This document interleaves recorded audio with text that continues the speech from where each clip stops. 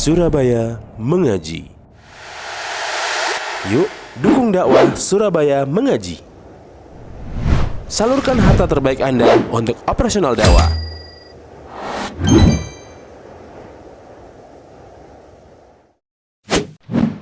SM Store, amanah dalam muamalah. Assalamualaikum warahmatullahi wabarakatuh.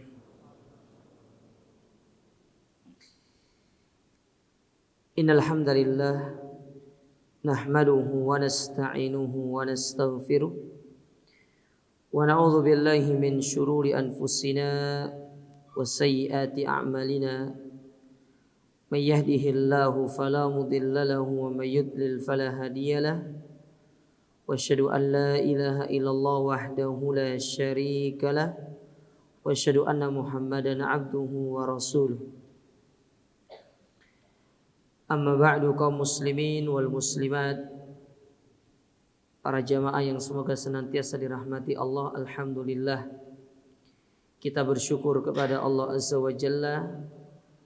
Di kesempatan yang berbahagia ini Allah Ta'ala mempertemukan kita kembali di dalam majlis yang mulia ini, di dalam salah satu rumah di antara rumah-rumahnya, di dalam salah satu taman di antara taman-taman surga yang ada di dunia.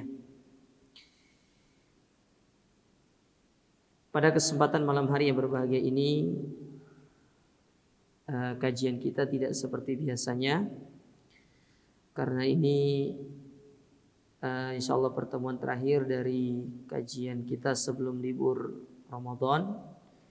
Maka kita gunakan untuk sedikit menyampaikan satu nasihat, yang mana nasihat ini dikhususkan kepada para pemuda dan secara umum kepada kaum muslimin. Ya, meskipun kita yang sudah tua hadir di tempat ini, bisa jadi ini kita sampaikan untuk anak-anak kita agar mereka menjadi seorang pemuda yang benar-benar berada di bawah naungan Allah Subhanahu wa ta'ala. Nabi SAW di dalam sebuah hadis, beliau pernah mengatakan dari Ibnu Abbas radhiyallahu taala anhuma, yang mana hadis ini diriwayatkan dari Al-Imam Al-Hakim. Kata Nabi alaihi salatu wassalam, iktanim homsan qabla homsin. Manfaatkanlah 5 perkara sebelum datang 5 perkara.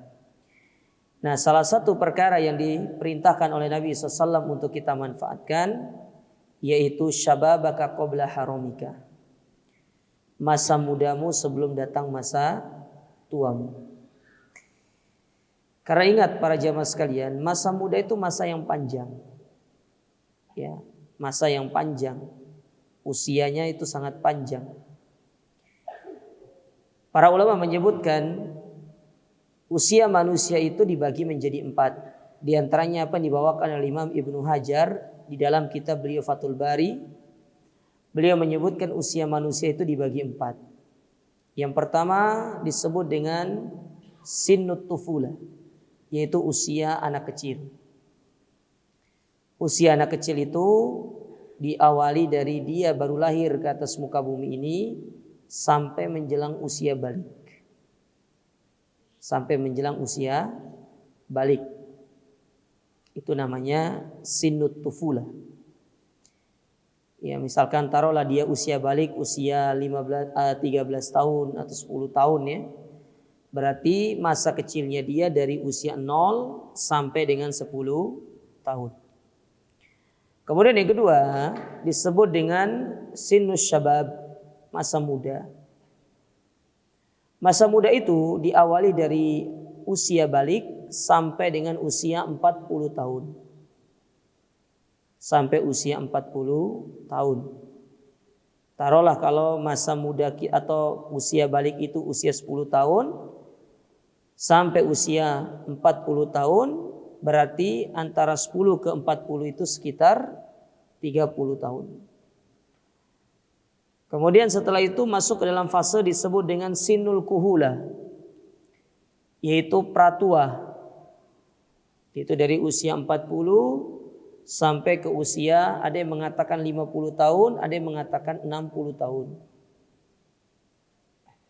Baru masuk ke fase berikutnya yang terakhir disebut dengan sinus syuyukhoh, yaitu usia tua, yaitu usia 60 tahun ke atas. Nah, tinggal kita melihat kita itu di usia mana. Kalau kita masih di usia muda, maka Nabi SAW memberikan nasihat secara khusus kepada kita dalam masalah ini, untuk kita benar-benar memanfaatkan usia kita dengan sebaik-baiknya, terutama masa muda kita. Oleh karenanya, pada kesempatan yang berbahagia ini, kami sekedar ingin menyampaikan beberapa nasihat dari para ulama salaf kepada kita para pemuda, agar kita lebih menyayangi masa muda kita ini dengan sebaik-baiknya. Antum jangan sampai masuk ke dalam slogan orang-orang di luar sana yang mengatakan kecil dimanja, muda foya-foya, tua kaya raya, mati masuk surga. Ya, itu slogan yang sesat. Karena menjadikan kita itu cinta terhadap dunia. Bayangkan dari awal kita kecil dimanja, muda foya-foya, tua kaya raya. Ini semua urusan-urusan dunia. Sementara Allah Ta'ala menyuruh kita orientasi hidupnya itu adalah untuk mengejar akhirat. Dunia itu sebagai jembatan kita untuk mengejar negeri akhirat. Ya. Kita gunakan dunia itu untuk membeli negeri akhirat. Makanya coba lihat ketika Nabi SAW menyebutkan di antara amalan yang tidak terputus pahalanya kepada orang-orang yang sudah meninggal dunia, beliau menyebutkan yang pertama yaitu sedekah jariyah. Di mana sedekah jariyah ini? Di dunia, bukan di akhirat. Tidak ada ceritanya orang itu bersedekah di akhirat. Sedekah itu di dunia tempatnya. Yang kedua, ilmun yuntafa'u bih, ilmu yang diajarkan itu selama di dunia.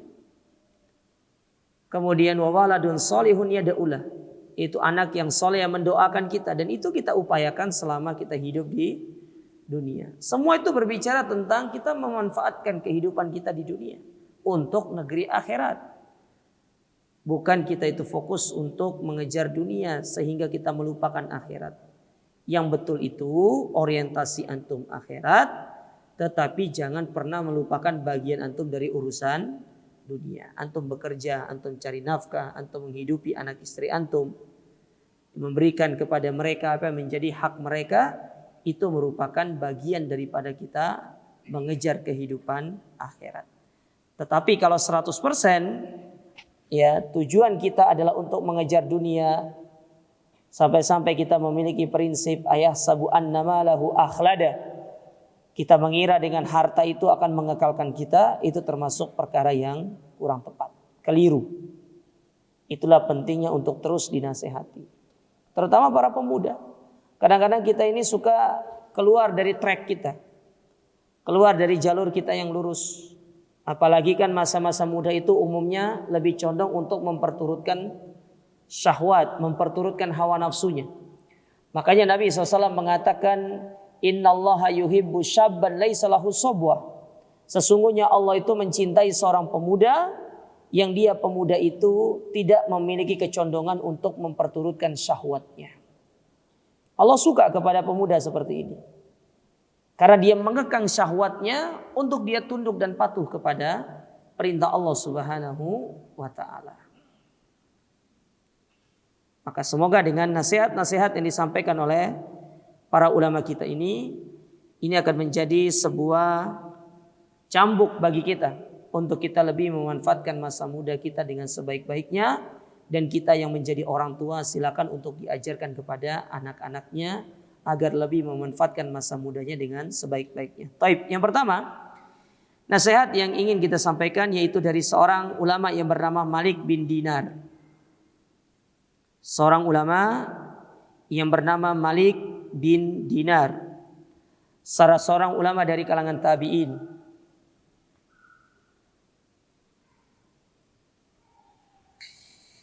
Nasihat ini dibawakan oleh Al-Khatib Al-Baghdadi di dalam buku beliau Al-Jami' li Akhlaq Ar-Rawi wa Adabis Sami'. Itu sebuah buku yang berjudul Al-Jami' li Akhlaqir Rawi wa Adabis Sami'. Kata Malik bin Dinar rahimahullahu taala, beliau mengatakan, innamal khairu fis syabab. Sesungguhnya kebaikan itu banyak terkumpul pada pemuda. Sesungguhnya kebaikan itu banyak terkumpul pada pemuda. Kalau hadis Nabi yang antum pernah dengar, al-barakatu ma'a akabirikum. Keberkahan itu bersama orang-orang tua. Ya. Ada keberkahan, ada kebaikan. Ya, maksudnya kebaikan di sini kita akan jelaskan di sini. Kebaikan yang dimaksud itu adalah dari sisi bagaimana seorang pemuda itu dia memiliki kesempatan untuk beramal dengan lebih semangat daripada orang yang sudah tua. Tetapi kalau kita lihat di zaman sekarang ini, justru para pemuda itu lebih malas daripada orang tuanya. Kalau sholat Jumat itu yang paling sering ngisi shaf awal itu orang tua. Apalagi besok tarawih ini. Yang paling semangat itu orang tua. Pemudanya mana? Hari pertama, hari kedua dia tarawih. Hari ketiga sudah mulai diisi dengan undangan buka bersama.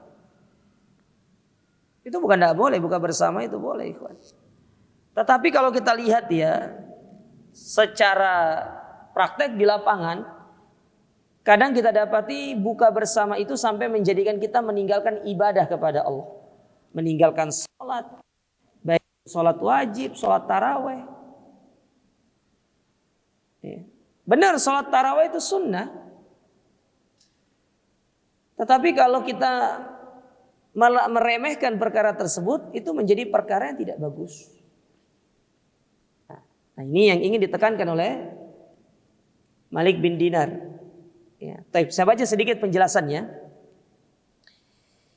Dikatakan di sini,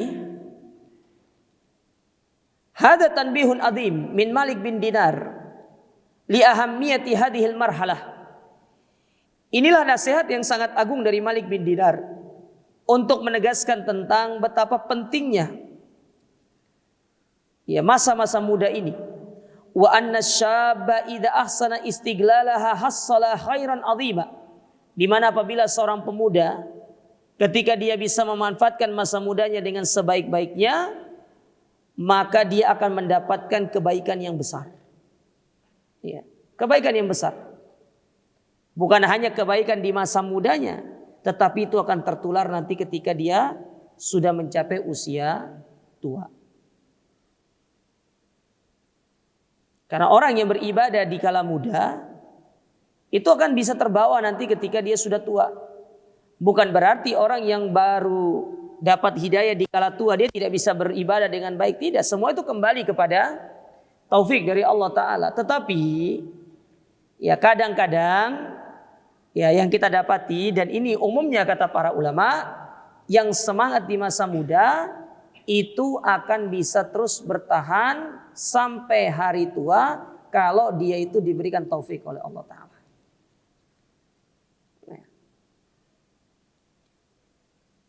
Dan ingat, ya usia-usia kita, usia pemuda itu akan diminta pertanggungjawaban di hadapan Allah. Bukan usia yang berlalu begitu saja. Makanya kata seorang penyair, fa ya laitas syababa yaudu yauman fa ukhbiru bima fa'ala masyib.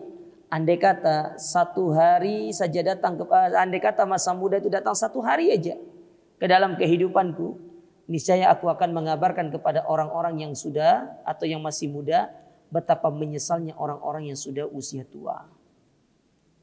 Ya, di antara yang disesalkan, secara fisik sudah tidak kuat, sudah tidak memiliki fisik yang prima, tidak seperti kita di tingkatan pemuda yang memiliki fisik yang kuat, maka hendaklah kita berupaya untuk memanfaatkan kondisi ini dengan sebaik-baiknya. Ya. Jadi kata Malik bin Dinar, banyak kebaikan-kebaikan yang bisa didapatkan ketika masa muda. Antum bisa melakukan hal-hal yang sifatnya produktif, ya, di masa muda. Makanya para pemuda harus dia itu semangat di dalam dia mendekatkan dirinya kepada Allah.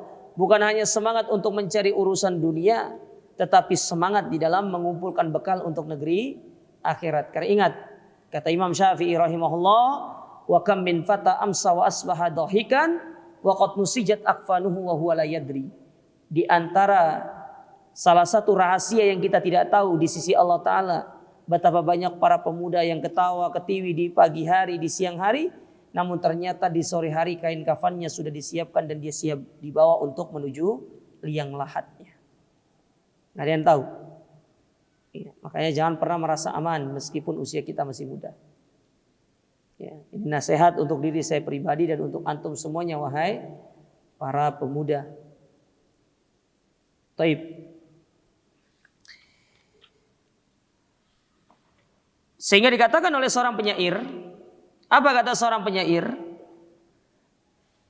Mereka pernah mengatakan, inna syababa wal faraq wal jiddata mafsadatun lil mar'i ayya mafsadatin. Sesungguhnya masa muda, waktu luang dan kekayaan ini akan menjadi satu hal yang sifatnya buruk bagi orang-orang yang tidak memanfaatkan dengan sebaik-baiknya. Waktu luang, antum kalau biarkan waktu luang antum berlalu begitu aja, tidak diisi dengan perkara yang bermanfaat, dia tidak akan bisa kembali. Yang ada adalah penyesalan dari waktu luang itu. Makanya Allah katakan dalam Al-Quran, fa idza faraqta fansab. Kalau selesai dari satu urusan, segera untuk melakukan urusan yang lainnya. Jangan biarkan waktu Anda itu kosong, berlalu begitu aja. Apalagi dibiarkan untuk melakukan hal-hal yang tidak ada manfaatnya, bengong misalkan, melamun. Ya, tidak usah melamun. Antum kalau baca tafsiran dari ayat itu, di antara penafsiran para ulama, yang dimaksud dengan apabila selesai dari satu pekerjaan, kemudian isi dengan pekerjaan yang lainnya, di antaranya mereka mengatakan apabila engkau selesai melakukan ibadah kepada Allah, maka bertebarlah di atas muka bumi ini untuk mencari karunia Allah Ta'ala berupa urusan dunia. Kalau sudah waktunya kembali untuk ibadah, ibadah. Setelah itu kembali lagi untuk bekerja. Itu di antara penafsiran para ulama. Jangan biarkan ada waktu yang kosong, yang luang, yang tidak diisi dengan perkara-perkara yang tidak bermanfaat. Isi dengan hal-hal yang positif. Apalagi nanti di bulan Ramadan itu. Jangan biarkan waktu Anda kosong dari mengisinya dengan amal ibadah, dengan amal soleh. Andai kata di saat itu Anda tidak bisa membaca Quran, tidak apa-apa dengan berzikir. Berzikir kepada Allah Ta'ala. Andai kata waktu itu sudah kita berzikir, silakan untuk menggunakan dengan yang lainnya. Entah untuk dengan baca buku kah, atau dengan kita mendengarkan pengajian kah, ya, atau dengan kita misalkan ya menulis hal-hal yang bermanfaat. Jangan dibiarkan berlalu begitu aja, kosong gitu. Karena kalau sudah berlalu nggak bisa kembali. Iya. Banyak orang menyesal ketika masa kosongnya itu, masa luangnya itu, waktu-waktu luang itu berlalu begitu aja. Giliran datang waktu sibuk, ingin cari waktu luang. Giliran dikasih waktu luang oleh Allah Ta'ala, dibiarkan berlalu begitu aja tanpa diisi dengan perkara yang bermanfaat. Ya. Sayangi waktu antum para pemuda. Ya. Ini penting masalah seperti ini. Jangan biarkan dia itu berlalu begitu saja tanpa kita gunakan dengan sebaik-baiknya. Taib. Wasiat yang kedua. Wasiat yang kedua ini yaitu wasiat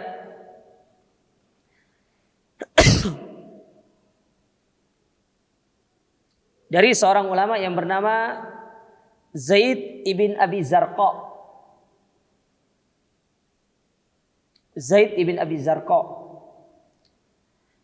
Wasiat ini dibawakan oleh Abu Nuaim di dalam buku beliau yang berjudul Hilyatul Auliya pada juz yang ke-6 halaman yang ke-370. Beliau mengatakan, kharaja Sufyan ats-Tsauri wa nahnu ala babihi faqal.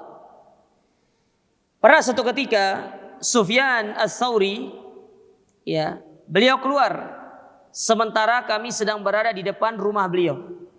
Jadi keluar dari rumah beliau, kemudian ya Zaid ibn Abi Zarqa ini sedang berada di depan rumahnya Sufyan ats-Tsauri.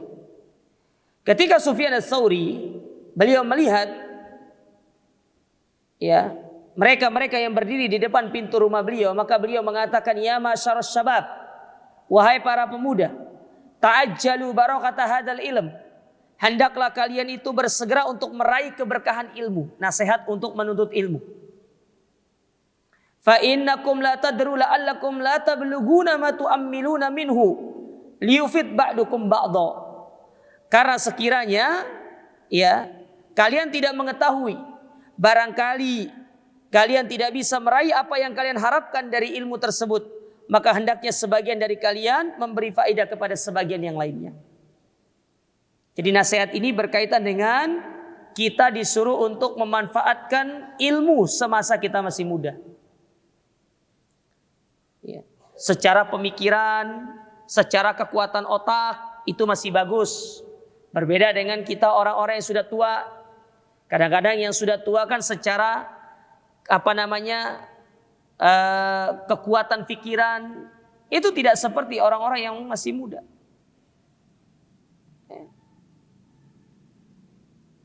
Maka selagi punya kesempatan untuk belajar, datangi majelis ilmu. Antum bekerja di siang hari, kalau sore harinya antum libur, antum datang majelis ilmu, antum duduk di majelis ilmu.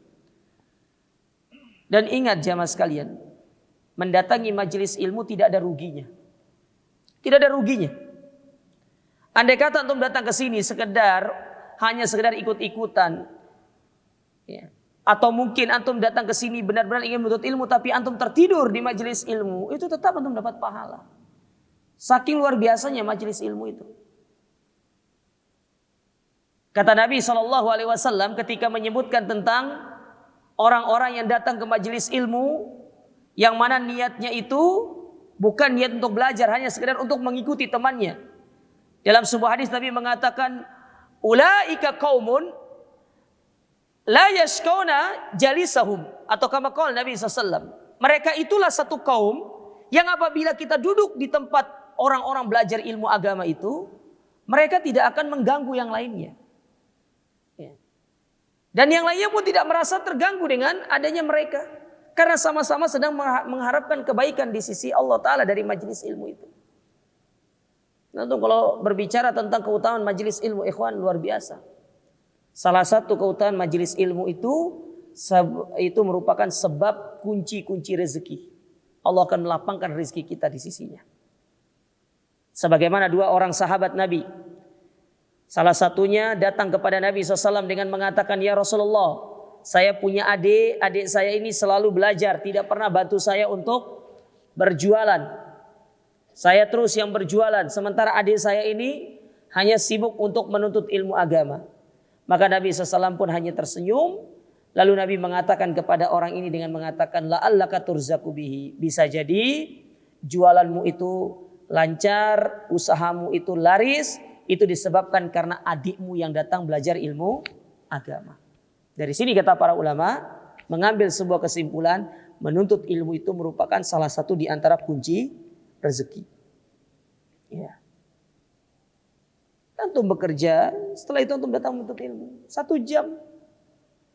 Ya, apalagi kalau tempat kerja antum dekat dengan majelis ilmu, sempatkan antum hadir di situ 1 jam aja duduk.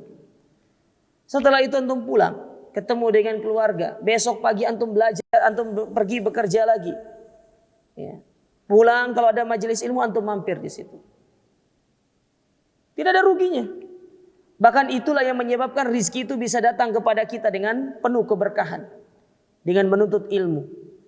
Dan bisa jadi itulah sebab kenapa rumah tangga seorang itu senantiasa dijaga oleh Allah, bisa jadi karena sering menuntut ilmu agama. Makanya belajar ilmu itu tidak ada ruginya, ikhwan. Banyak manfaatnya. Antum duduk di majelis ilmu, di antara keutamaan yang lainnya, antum punya saudara, antum punya teman, antum punya kenalan baru. Ya, makanya kalau bisa ketika hadir di majelis ilmu itu kenalan sama temannya. Jangan sampai kita kiri kanan tidak tahu namanya siapa. Ya. Kenalan, tanya, namanya siapa mas? Gitu. Coba kenalan. Siapa tahu suatu saat kalau ketemu kan di satu tempat bisa saling tegur sapa dan bisa jadi ya itu menjadi salah satu sebab kita mendapatkan banyak kebaikan ketika kita memiliki teman di majelis ilmu itu. Mungkin ya antum punya jualan, ternyata teman yang antum kenalan ternyata dia butuh kepada jualan antum, itu kan namanya kita saling menguntungkan dan bisa jadi rizki Allah Ta'ala datang dari situ. Kita tidak ngerti. Ya, kalau bisa kenalan sama temannya. Ini duduk sampingan tapi nggak ada yang kenal. Nah, kenalan. Namanya siapa gitu kan. Ya. Mas namanya siapa gitu kan. Coba tanya samping kiri kanan. Ya. Itu. Penting itu. Ya. Taib. Ini nasihat yang kedua. Suruh untuk memanfaatkan ilmu. Kita cepat dikit. Nasihat yang ketiga. Dari Hasan Al-Basri. Nasihat ini dibawakan oleh Imam Al-Baihaqi di dalam kitab beliau Az-Zuhud. Jadi Imam Al-Baihaqi itu punya kitab, ini kitab yang berjudul Az-Zuhud. Ya. Jadi para ulama itu banyak sekali menulis buku tentang zuhud. Nah, banyak menukilkan perkataan-perkataan para salaf. Nah, di antaranya ini. Nasihat Hasan Al-Basri. Kata beliau, ya masyarus syabab, wahai para pemuda, alaikum bil akhirati fatlubuha. Hendaklah kalian benar-benar untuk mengejar negeri akhirat. Ya. Fakatsiran ra'aina man talabal akhirata fa adrakaha ma'ad dunya. Karena seringkali kita dapati siapa yang mencari negeri akhirat, maka Allah akan mendatangkan dunia kepada dia. Nah, ini dia. Ini para pemuda nih. Yang selalu ya di dalam angan-angannya pokoknya untuk bagaimana dunia. Sekali lagi ya, bukan tidak boleh dunia itu. Tapi kalau orientasi antum, kehidupan antum itu cuma 100.000% dunia, tidak ada akhiratnya, itu yang nggak boleh itu. Itu yang dilarang. Ya. Antum harus komitmen dengan ucapan antum, ikhwan. Dunia akhirat itu harus seimbang. Ketika ustadznya bilang bahwasanya kita harus memprioritaskan kehidupan dunia, maka dibantah oleh mereka dengan mengatakan dunia akhirat harus seimbang. Thayyib. Kita jawab, kalau dunia akhirat harus seimbang, kalau kerjanya 8 jam, berarti ibadahnya juga harus 8 jam. Begitu caranya kalau mau seimbang itu. Iya. Kalau antum kerja 8 jam tapi sholat enggak, itu namanya tidak seimbang. Berarti orientasi antum dunia. Namanya seimbang itu berarti kan harusnya 50-50 dong. 50% dunia, 50% akhirat. Tapi nyatanya di tengah prakteknya, giliran adzan berkumandang, kita tidak meninggalkan apa yang menjadi kesibukan kita dari urusan dunia. Banyak juga kita dapati mereka bilang, oh bentarlah, nanti aja, kan masih panjang waktu sholatnya. Akhirnya sholatnya nanti di akhir waktu. Katanya dunia akhirat seimbang. Dari situ aja kita tidak komit dengan apa yang kita ucapkan. Tidak ada yang memungkiri antum mencari kehidupan dunia untuk hidup di dunia ini, tidak ada. Tetapi ingat, yang mengatur semua itu Allah Ta'ala. Makanya kalau pingin kehidupan dunia antum lancar, ya bangun hubungan baik dengan Allah Ta'ala. Itu caranya. Allah yang memiliki alam semesta ini. Apa konsep kita mencari rizki coba? Dalam Al-Quran kata Allah Ta'ala apa? Wa fis sama' irizkukum wa matu adun. Rizki kalian itu di langit. Dari langit nanti diturunkan ke bawah. Itu dia. Jadi konsepnya itu naik ke atas dulu baru turun. Itu yang betul. Jadi naik ke atas dulu rizki itu, baru turun ke bawah. Minta dulu ke atas, baru nanti diturunkan oleh Allah Ta'ala ke bawah. Bagaimana cara minta ke atas? Ya ibadah itu. Ketaatan, kesolehan itu. Ya. Coba antum baca kisah-kisah orang soleh terdahulu. Tidak usah baca kisah Nabi lah. Baca kisah orang-orang soleh terdahulu. Bagaimana orang-orang dengan kesolehan mereka, Allah memberikan kepada mereka rizki dari arah yang tidak disangka. Apakah di zaman sekarang hal tersebut tidak bisa terwujud? Bisa. Siapa bilang nggak bisa? Bisa. Yang penting bangun hubungan baik kepada yang di atas. Kepada yang di atas. Jangan yang bukan kepada yang di bawah, di atas. Nanti yang di atas itu akan mengatur di bawah ini. Terlalu mudah bagi Allah Ta'ala.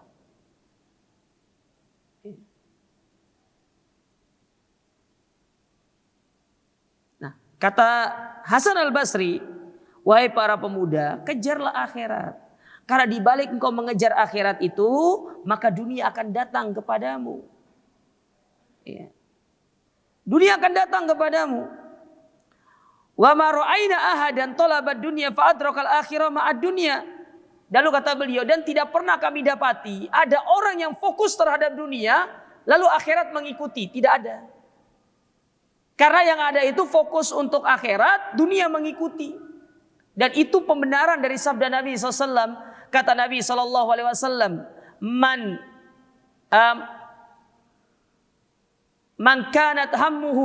kanatid dunya hammuhu. Ya. Barang siapa yang dunia menjadi tujuannya, ja'alallahu al-faqra baina usbu'ai, maka Allah akan menjadikan kefakiran di depan matanya. Walam yaj'alid dunya illa ma kataballahu alaihi, dan tidaklah dunia itu datang kepadanya sesuai dengan apa yang telah Allah takdirkan untuk dirinya. Ya, adzan dulu. Taib. Kita lihat sedikit. Ya. Jadi kata Nabi SAW, orang-orang yang menjadikan orientasi hidupnya untuk 100% dunia, Allah jadikan dia fakir. Selalu dalam kondisi fakir, tidak pernah puas dengan urusan dunia. Sampai akhirnya nanti usianya sudah usia tua, dia baru sadar. Ternyata selama ini yang dia kejar adalah suatu hal yang melalaikan dia. Ya. Disebutkan di sini, ini bagus apa yang disampaikan di sini. Wa hadza tanbihun adhimun jiddan minal Imam Al-Hasan Al-Basri bisyab bi an yaj'ala hammahu al-akhirah. Ini adalah sebuah nasihat yang agung dari Hasan Al-Basri kepada para pemuda. Kenapa pemuda ditekankan? Karena umumnya pemuda itu syahwatnya terhadap dunia itu masih sangat tinggi. Ya. Apalagi pemuda-pemuda yang masih sibuk dengan OOTD. Apa OOTD itu? Hah? Outfit of the day. Masih sibuk dengan kalau ketemu sama temannya pakai pakaian apa, nanti naik kendaraan apa, nanti kalau nongkrong sama temannya kamu naik mobil apa. Saling pamer-pamer kamu kerja di mana. Itu dorongan syahwat semua seperti itu. Apa yang mau dibanggakan coba? Sekarang nih ya, andai kata nih, antum ketemu sama teman antum, ya. Terus mereka bilang, oh saya datang ke sini pakai mobil ini, Pak, saya kerja di perusahaan ini, saya pilih segala macam. Apakah itu kepuasan bagi diri antum? Itu yang menjadikan kita puas? Tidak. Justru itu menjadikan hati kita semakin keras. Kesombongan semakin besar dalam diri kita. Kalau sudah seperti itu yang terjadi apa? Kita memandang orang di sebelah mata. Sementara barometer penilaian Allah Ta'ala kepada hambanya itu bukan dari sisi apa yang terlihat dari kasat mata, itu bukan. Bukan dari apa yang antum lihat seperti dia punya HP bagus, kendaraan bagus, dia punya rumah bagus, bukan itu. Yang menjadi barometer utama itu dari sisi ini ya, hatinya. Maka coba lihat kata Nabi SAW ketika menyebutkan tentang orang yang hatinya baik sampai penampilannya biasa aja. Kata Nabi alaihi salatu wasallam, "Rubba ash'ash akbar mad'ufun 'alal abwab, law aqsama 'ala Allah la abarra." Kata banyak orang yang secara penampilan mungkin kucel, rambutnya compang-camping, ya penampilan compang-camping, rambutnya kusut segala macam. Dia pindah dari satu pintu ke pintu untuk meminta bantuan dan dikasih. Dia kalau bertamu tidak diterima sebagai tamu. Dia kalau memberikan rekomendasi gak dianggap rekomendasinya. In kana fil hirasa kana fil hirasa wa in kana fis syaqqa kana fis syaqqa. Kalau disuruh di depan dia di depan, kalau disuruh belakang dia di belakang. Tahu apa kata Nabi SAW? Lau aqsama 'ala Allah la abarra. Kalau dia bersumpah minta sama Allah, Allah kabulkan dia. Kenapa? Hatinya. Hatinya aja, bukan penampilannya. Ya. Hatinya. Bukan berarti kita tidak boleh berpenampilan baik, tidak. Tetapi menjadikan penampilan bagus itu sebagai barometer kita pasti orang baik, itu kurang tepat. Kurang tepat. Iya. Kurang tepat, ikhwan. Iya.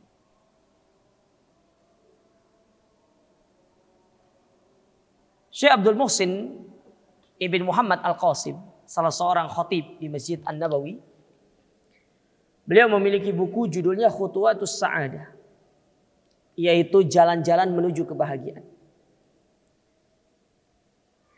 Ketika beliau menulis buku itu, beliau menyebutkan apa saja jalan-jalan menuju kebahagiaan. Antum kalau buka buku itu ya, tidak disebutkan oleh beliau jalan kebahagiaan itu adalah memiliki harta, memiliki kendaraan, memiliki segala macam. Tidak disebutkan itu. Tetapi orang yang bahagia yang hakiki itu, poin pertama beliau berikan, apa kata beliau? Ikhlas kepada Allah. Orang ikhlas itu orang bahagia. Kenapa? Orang ikhlas itu adalah orang yang paling bahagia. Karena dia hanya fokus untuk mengejar ridho Allah dan tidak mengejar ridho manusia. Kan pernah saya sampaikan di sini kan? Ahmad bin Harbin, saya ulangi lagi supaya mungkin kita lebih ingat. Sebagaimana dinukilkan oleh Imam Adz-Dzahabi, seorang yang bernama Ahmad ibn Harbin, beliau pernah mengatakan, "Abatullah khamsi sana, falam ajid halawatal ibadah hatta taraktu salatata asya." Aku beribadah 50 tahun kepada Allah dan aku belum merasakan yang namanya nikmatnya beribadah itu setelah meninggalkan 3 hal. Yang pertama, taraktu ridon nas hatta qadartu an atakallam bil haq. Aku meninggalkan ridho manusia sehingga aku bisa menyampaikan kebenaran. Karena menyampaikan kebenaran bagian daripada mencari ridho Allah. Fokusnya ridho Allah bukan ridho manusia. Karena sebagai hamba Allah yang benar-benar beriman kepada Allah, pasti kita akan sadar, lasta alaihim bimusaitir. Nabi Muhammad saja diberi ultimatum sama Allah. Apa ultimatumnya? Muhammad, kamu gak bisa menguasai seluruh manusia itu. Gak bisa kamu. Kamu mau manusia itu semuanya itu ridho sama kamu? Gak mungkin, kata Allah Ta'ala. Lasta alaihim bimusaitir. Gak mampu kamu. Maksudnya begini loh. Kalau Nabi Muhammad aja diberikan ultimatum seperti itu, beliau tidak bisa menguasai seluruh hati manusia. Apalagi kita. Siapa kita gitu kan dibandingkan beliau gitu loh. Beliau Nabi, diberi wahyu, tidak bisa menguasai seluruh hati manusia. Buktinya Abu Jahal gak bisa masuk Islam, Abu Thalib gak masuk Islam, pamannya Abu Lahab gak masuk Islam. Ya. Tidak bisa menguasai seluruh manusia ini. Dan memang kita tidak bisa untuk melakukan itu. Yang kita lakukan itu adalah mencari ridho Allah. Urusan hati manusia kita serahkan kepada Allah, selesai perkara. Makanya orang-orang yang bahagia itu adalah orang yang dia itu berjalan lurus mencari ridho Allah. Urusan manusia itu dia kiri kanan, dia mau ngomong apa, gak apa-apa, terserah dia. Wong semua orang diberikan hak untuk berbicara kok. Masalahnya apakah Anda mau mendengar ucapan itu atau tidak? Ketika Anda mendengar ucapan dia, Anda jadikan sebagai pedoman hidup, berarti di saat itu Anda terbudak dengan ucapan seluruh manusia. Itu tidak benar seperti itu.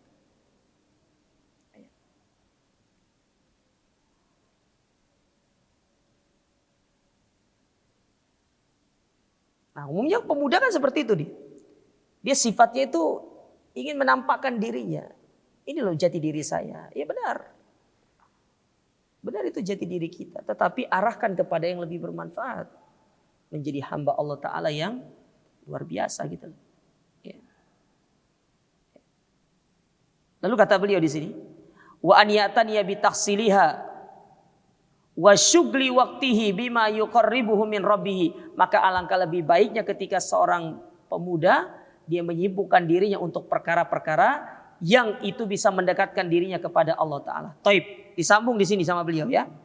Wala yufham mimma taqaddama anal insan yatruku tahsila ma yuqimu dunyahu wa rizqahu wa maskanahu wa malbasahu. Namun perlu diingat ya, bukan berarti pemuda itu dia meninggalkan untuk mencari dunia. Ini penasehat beliau nih. Bukan berarti untuk meninggalkan mencari dunia, bukan seperti itu konsepnya. Konsepnya itu antum fokus akhirat, di satu sisi antum tetap bekerja, tetapi niat antum dari bekerja itu untuk negeri akhirat. Dunia itu akan datang mengikuti antum. Gitu caranya. Jangan antum fokus bekerja, akhirat antum lupakan. Dunia antum gak dapat, akhirat antum gak dapat. Rugi. Fokus akhirat, dunia pasti diberikan sama Allah Ta'ala. Cepat atau lambat, yang penting antum yakin sama Allah. Sering kita sampaikan, bangunlah keyakinan yang baik kepada Allah Ta'ala. Ya. Sederhana aja mas kalian ya. Sifat yakin itu sederhana sebenarnya kita kalau mau mencari contoh. Antum pernah naik pesawat kan? Atau naik bus lah. Pernah naik bus? Ya, yang selip kanan, selip kiri itu. Ya. Pernah kan? Antum kenapa yakin dengan naik bus itu antum akan bisa selamat sampai tujuannya? Alasan antum satu, supirnya profesional mungkin ya. Pengalaman nyetirnya luar biasa. Tapi antum pernah nggak kenalan sama supir itu, tahu seperti supir itu sholat atau enggak gitu kan? Antum pernah kenalan nggak sama supirnya itu? Paling tahu namanya doang, antum nggak tahu kehidupannya seperti apa kan? Lah Allah Ta'ala di sini dia mengenalkan tentang dirinya kepada kita. Di dalam Al-Quran dia kenalkan dirinya. Saya loh begini, kata Allah tuh. Aku itu begini.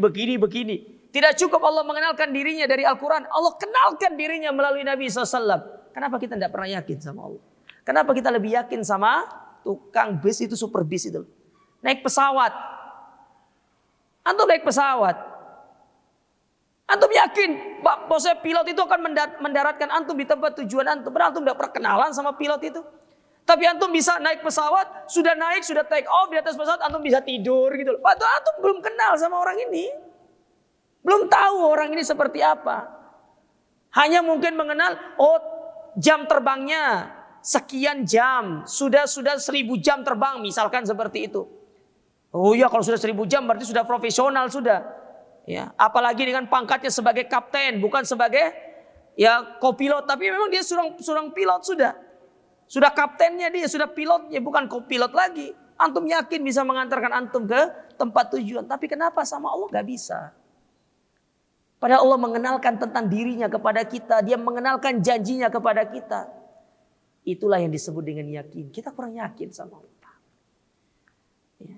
Padahal Allah Ta'ala pernah mengatakan dalam hadis qudsi, ana inda dhonni abdi bi. Aku itu tergantung prasangka hambaku. Satu contoh lagi, saya kasih contoh sama antum. Betapa kita kurang yakinnya sama Allah Ta'ala. Antum punya teman antum pengusaha besar. Ya, punya perusahaan lah. Tiba-tiba datang ke antum pinjam uang 10 juta. Kira-kira antum kasih enggak? Antum punya uang nih, dia datang pinjam uang antum. Anda pinjam dong 10 juta. Ini lupa bawa, misalkan dia lagi satu barang sama antum ya. Mungkin dia lupa bawa apa, lupa bawa dompetnya, ATM-nya, HP-nya mungkin lagi mati juga segala macam. Akhirnya dia pinjam uang sama antum, ya, pinjam uang lah untuk bayar sesuatu. Ya. Kira-kira antum kasih atau enggak? Mungkin sebagian orang akan kasih. Kenapa? Karena dia yakin pasti dia bisa membalikkan uang tersebut. Karena dia punya perusahaan, dia orang kaya. Kan gitu kan asumsi kita kan. Tetapi kenapa sama Allah gak bisa gitu loh. Kayanya hamba itu dibandingkan kayanya Allah ya jauh. Kekayaan manusia seluruh ini yang Allah bagi kepada seluruh manusia itu jamaah. Tahu apa kata Allah? seluruh kekayaan yang dimiliki oleh manusia itu ibaratkan satu jari yang dicelupkan di lautan lalu diangkat jari tersebut yang menempel itulah yang dibagi kepada manusia. Sisanya itu kekayaan Allah Ta'ala. Kenapa anda gak yakin?